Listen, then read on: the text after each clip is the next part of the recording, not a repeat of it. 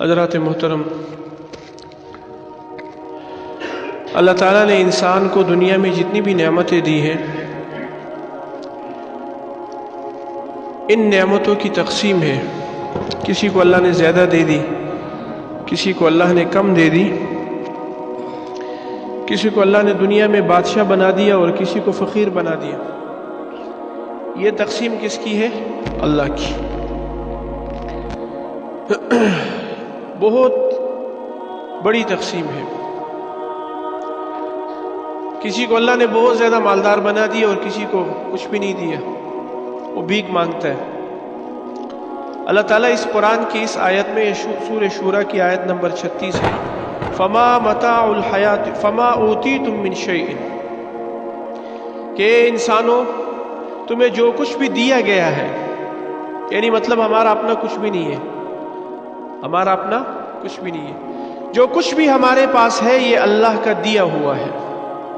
اب اگر یہ بات سمجھ میں آ گئی کہ بھئی میرے پاس جو کچھ بھی ہے یہ میرا اپنا نہیں ہے، تو مجھے یہ بات بتائیں، پھر لڑائیاں ہوں گی، جھگڑے، فساد، قتل و غارت، ایک دوسرے کو قتل کرنا، بھائی بھائی کا دشمن۔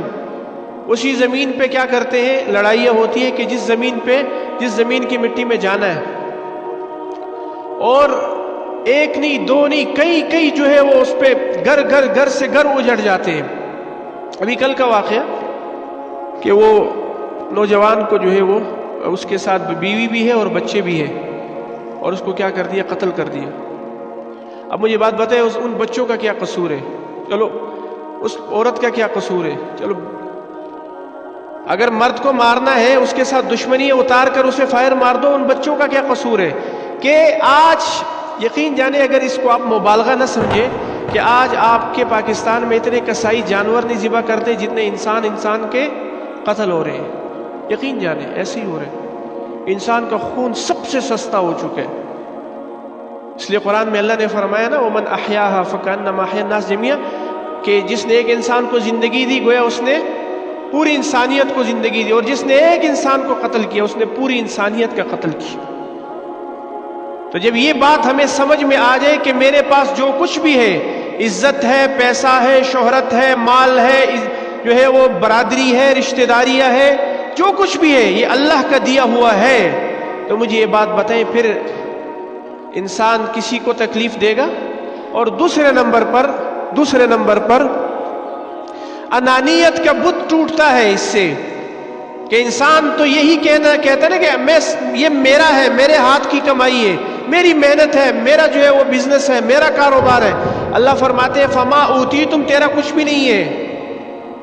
اگر ہم چاہتے تجھے فقیر بنا دیتے، تیرا کچھ بھی نہیں ہے، سب کچھ تجھے کس نے دیا ہے؟ اللہ نے دیا۔ فما اوتیتم من شیء فمتاع الحیات الدنیا۔ اس لیے حضرات محترم، انا کا بت، انانیت کا بت، یہ قرآن نے توڑا ہے کہ بھئی میں ہی سب کچھ ہوں۔ یہ بت کس کے دل میں تھا؟ فرعون کے دل میں تھا، انا ربکم الاعلی۔ قارون کے دل میں تھا کہ میرے ہاتھ کی کمائی ہے۔ اللہ تعالیٰ نے ان کا تذکرہ کیا اور آج تک ان کو عبرت کا نشان بنا دی۔ تو اس لیے حضرات محترم، میرا کچھ بھی نہیں ہے، کس کا ہے سب کچھ؟ میرے ساتھ بولے، کس کا ہے؟